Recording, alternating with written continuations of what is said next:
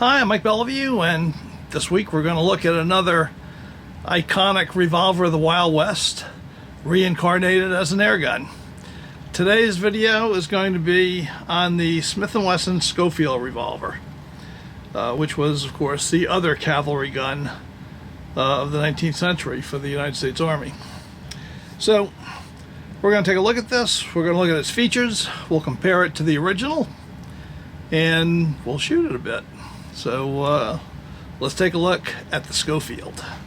Well, let's take a quick look at the specifications for the Barra. So the original being replicated, of course, is the Smith Wesson Schofield revolver. The manufacturer is Barra Airguns, which is a company here in the USA. Now, I've been trying to determine where the guns are actually manufactured, and I have not been able to do that. So if anybody wants to tell me in the comments, my suspicion is that they are not manufactured in Arkansas. But I could be wrong. Now, the caliber is .177 inch BBs, steel BBs. The functional barrel is 4.5 inches long, and it is smoothbore for the BBs. And the cosmetic barrel is the 7-inch barrel that you would find on the cavalry model of the Schofield. And my understanding is that a 5-inch Schofield is also available. So if you would prefer a Wells Fargo type, well, you could find that as well. So those are the specs. Okay, so let's take a look at the Schofield airgun replica.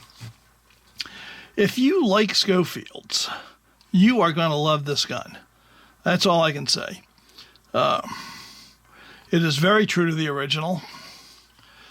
Unlike a lot of the guns, it is not covered with writing.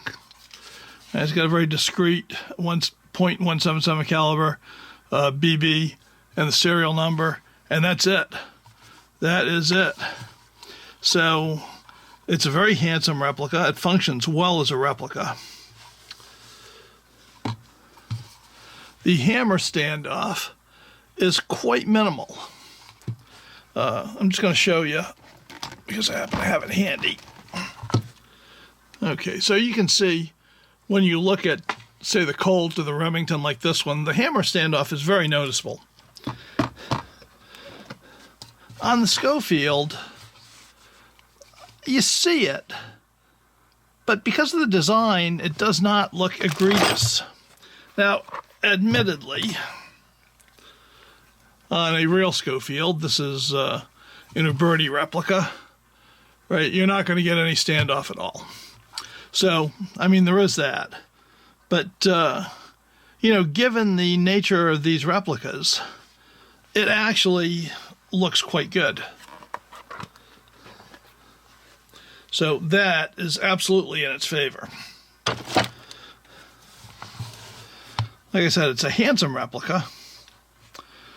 It functions like the originals. This is one of the things I really like about these airgun replicas. I'll just show you. I'm going to put it on half cock. Well, that's full cock. Half cock. See? It's got even less standoff than I was showing you because I had it on half cock. So I put it on half cock. I can lift the latch. Right, the gun operates just like the originals. Right? It is automatic ejecting. It's got these phony baloney cartridges in here, which of course you load the BBs in. This is a BB gun, not a pellet gun. It's got a smoothbore barrel. But it operates just like the cartridge firing gun, which is just so neat. Right? So you would load it just like the cartridge firing gun.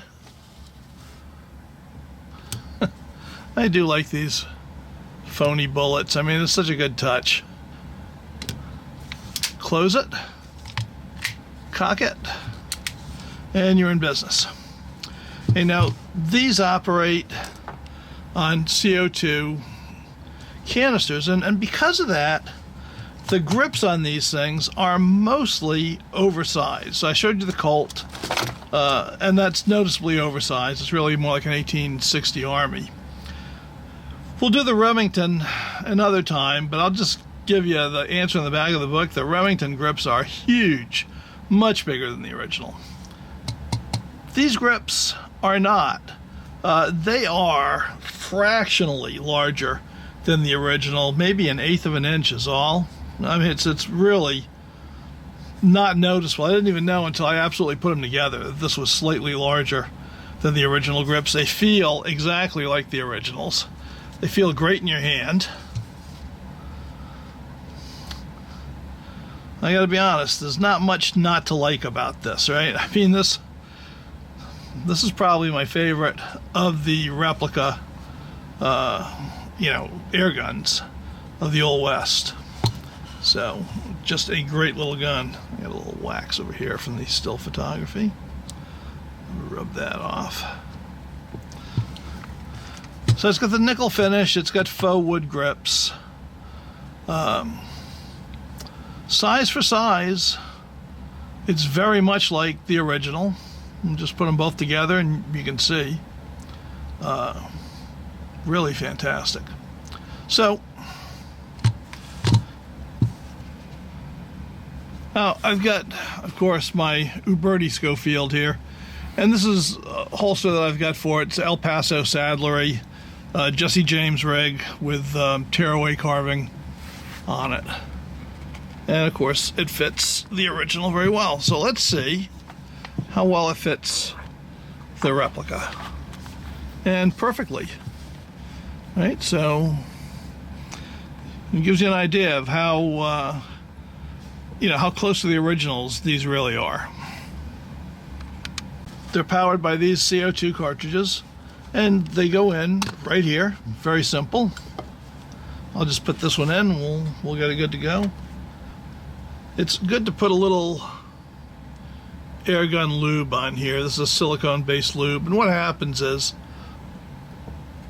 the CO2, when it fires, is going to blow this stuff up into the action and into the seals and keep everything lubricated and keep the seals good and tight. So you do want to put some of this on at least every few times. So I'm going to pop that in. Here in the grip, we've got an integral Allen's wrench for screwing the cylinder into place. So we'll just tighten it up. Now I actually prefer a separate wrench because I'm always afraid I'm going to torque this too hard and break the wrench in here, but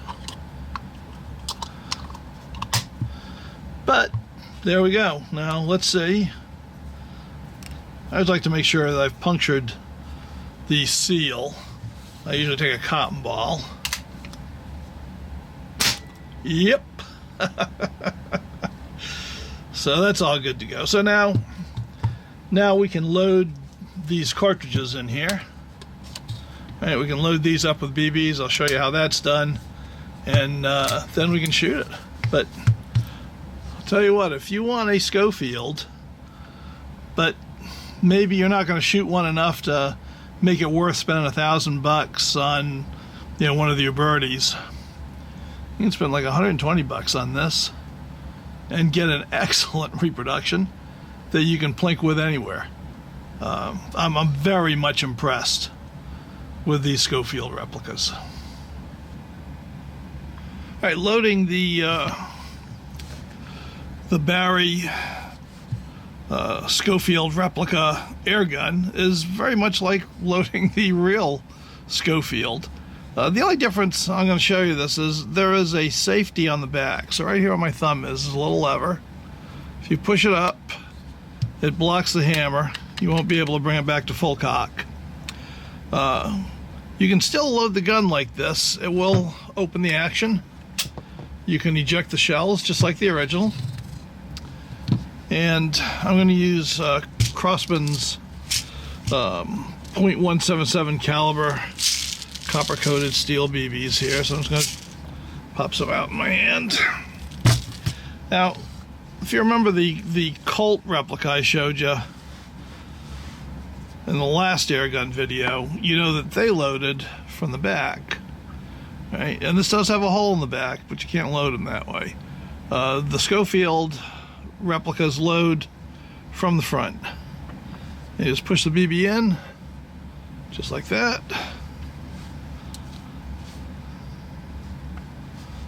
And I'm going to load all 6 of these and we'll be ready to go. So, I already had 3 loaded, cheating.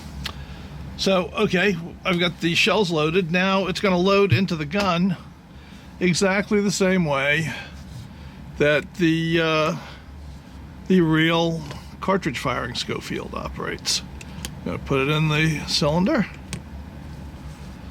I'll load all 6 rounds. Close the action, we're ready to go. Now right now it's on safe, but I just have to pull this off of safe and we would be ready to fire. Okay, I'm going to put the Schofield airgun on paper now just to see where it's shooting. I'm shooting steel BBs at 10 yards.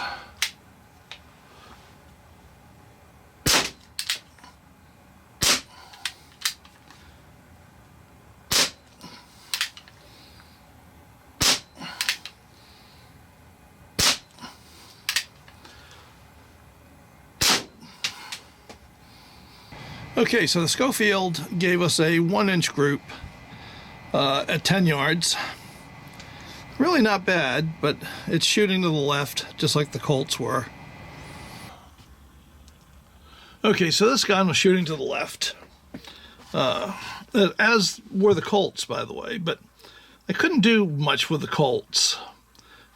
But I could do something with this, because the sight stands up as a kind of a proper rear sight. So as that sight was issued, it was a very shallow V-notch. I don't know if I can make this work. Yeah, okay. So if you can see, I've cut that into a deep square notch. And I did that with Swiss needle files. Right. And besides cutting it deep and square, I cut it farther to the right to shift the point of aim. So we'll shoot it again and we'll see if I did some good. One thing's for sure, it's got a much better sight picture now. Okay, now that I've filed the rear sight on the Schofield, let me see if it's grouping any closer to where I want them.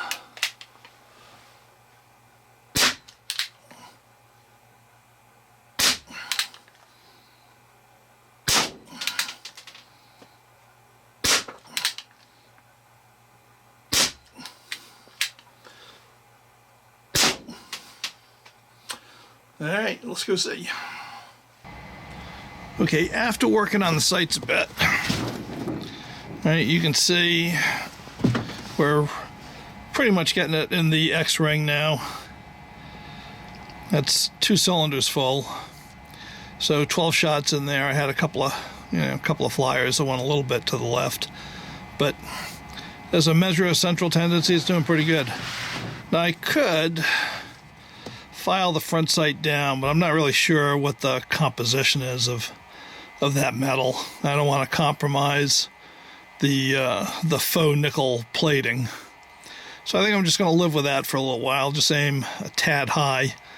But that's one of the beauties of the Schofield, is it's got a proper rear sight and you really can tweak it and get it to shoot where you want. Well, I hope you enjoyed our look at the Schofield airgun replica. I really enjoyed shooting this gun. I'm going to tell you, of the 3 Old West replica guns that I've been working with, the Schofield is actually my favorite. For a couple of reasons. It is the closest in all dimensions to the original Schofield, closer than the Colt clones are because of the grip assembly. It does not have writing all over it, like the Remington, which I think really detracts from the Remington, unfortunately. You'll be seeing that in a couple of weeks. But the writing's very discreet on it, like I showed you. So it looks good as the gun it purports to be. It shoots well, and because of the design of the rear sight on the latch, As you saw, I was able to actually adjust the point of impact on this gun. So now it hits pretty much where I want it to. So you put all that together, if I was only going to buy one of these Wild West replica air guns, it would probably be the Schofield, because I thought this was absolutely great. So I hope you enjoyed the video. If you did, hit that like button, hit subscribe, send it to a friend, make a comment, do all the things that drive the algorithm crazy. And until next time, bye.